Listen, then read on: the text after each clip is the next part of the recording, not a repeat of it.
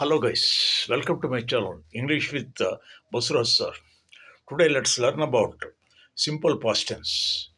Simple past tense is the form of verb that describes the past action in a specific time.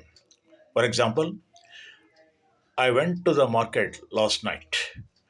She did not come yesterday. He locked the door before going out. Here, the verbs are in the past tense. We use past tense simple past tense to describe the events or a novel. For example, he woke up in the morning, he went for a walk and returned, had his bath, and drank his coffee and started reading.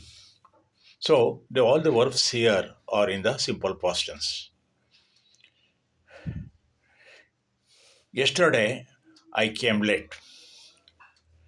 How to change it to negative? Yesterday, I didn't come late.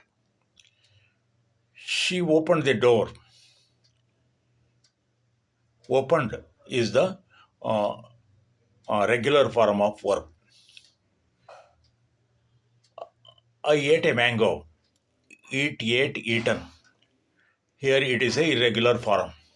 Walk, walked, walked. By adding ed or d to the base form of the verb, we get the simple past tense.